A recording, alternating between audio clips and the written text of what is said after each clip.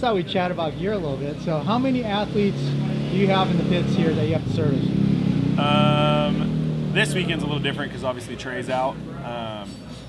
I have probably 10, 14. Probably 7 of those guys are guys that wear helmets that I have to go clean helmets and check on. But I probably have 14 guys, not including a bunch of privateers. Yeah. Do you actually, I know you're the guy at the track that handles everything, but are you the contract guy too who chooses riders? We have a collective team at the company that chooses riders. So, I'll make my picks and then we'll go to the group and there's a big collective group of us that make a decision, so it's not all on me. But yeah, I end up doing a lot of the contract stuff too. So what traits or characteristics or rides, or what do you look for in a rider? Like, Josh Grant's the new fly guy. Was it because he's factory Cowie he's valuable, or are you looking for his image? Just an opportunity for a different image. We have a lot of great athletes. We don't really have anybody that's bad. We definitely are more of a clean cut, well-rounded athlete type of person, type of company. We like the clean cut image and that kind of stuff. Josh is still a very clean cut guy, but he is. He's been awesome. He's been great to work with so far. But he's he's a little different image for us, which it's been nice to have. So he's actually been really awesome so far. Well, you guys do have the milestone assassin. We do. I do have Nick Schmidt. So who wears the largest and smallest gear that you bring to the race? Largest would be Weston and Davey. Davey, though, I don't think Davey's because he's tall, not because he's big. Yeah, he's Davey's just tall. leaned out a lot. He has bigger pants because he's so tall. And Baggett is the smallest. Yeah. Okay. All right. What size pants does Weston wear? 34. 34s.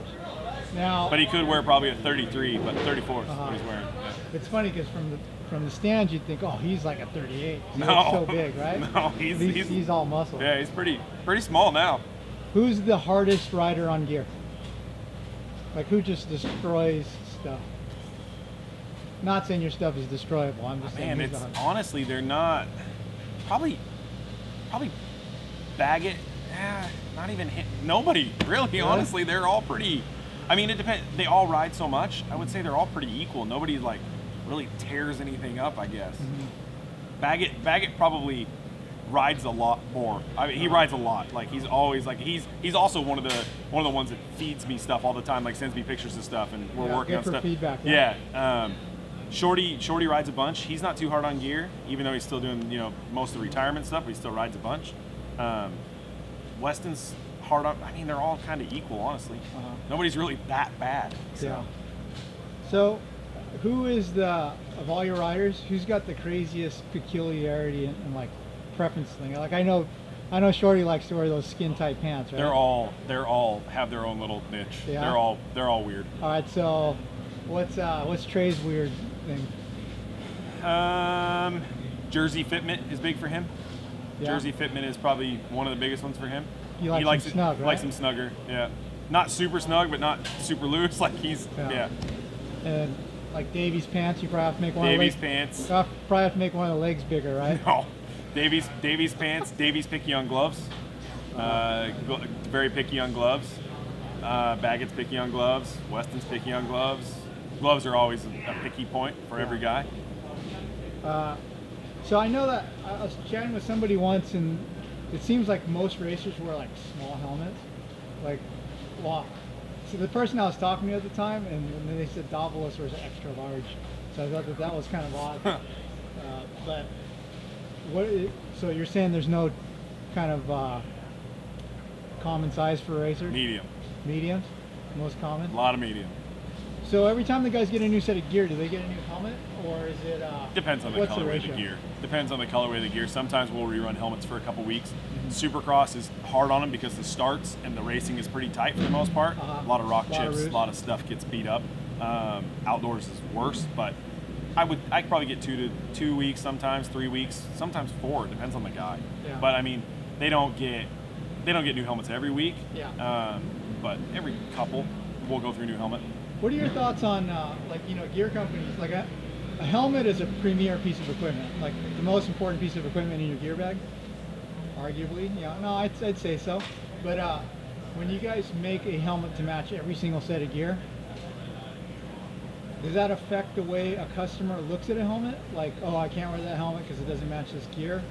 Or like, I think yes and no. I think there's these people out there that are all about the whole kit look, and then there's the people that don't want to match anything. Like, Yeah.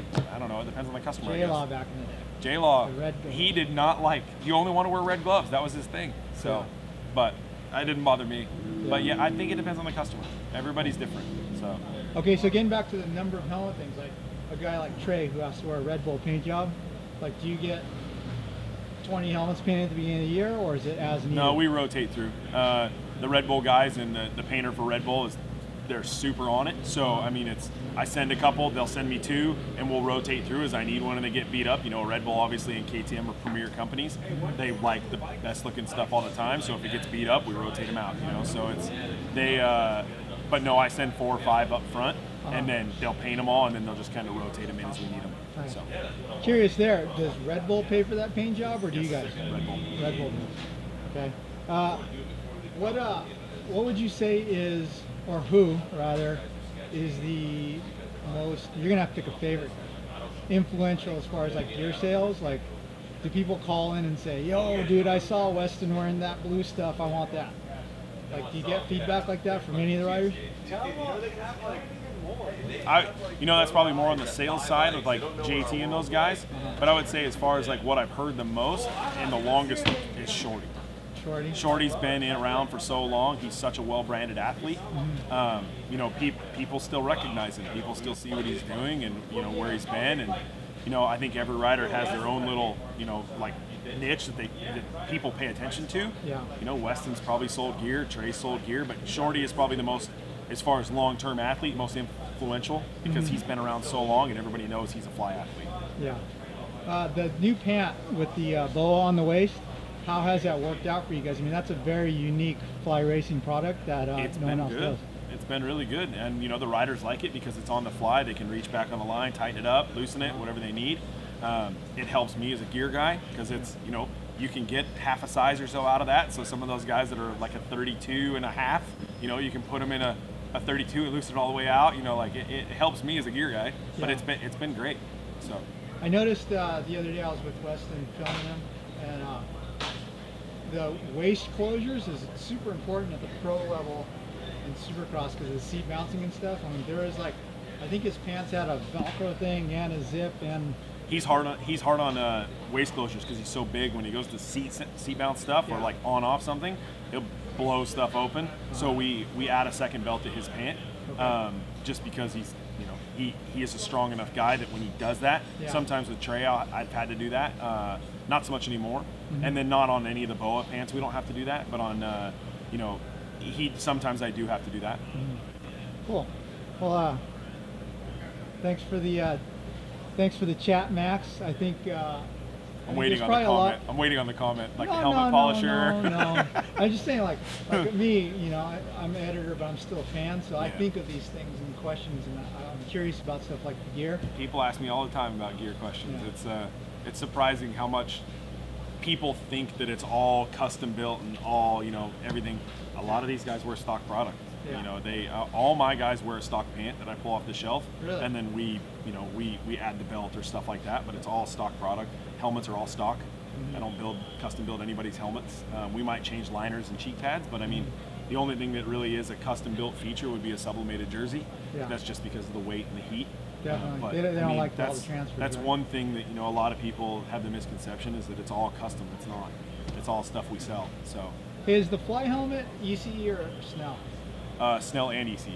So do the riders all wear ECE kit because it's Most riders now, a lot of them want the MIPS. A lot of them will wear the Fly F2 carbon with the MIPS technology. Yeah. Our helmet is, we've spent a lot of time and a lot of money making sure our helmet is a safe product, and we try to go to bed every night knowing that we're providing the best we can for our athletes. But most of our guys want to wear the MIPS F2, so that's what a lot of them are wearing. Cool. Well, hey, thanks for your time, Max. Yep, thank you.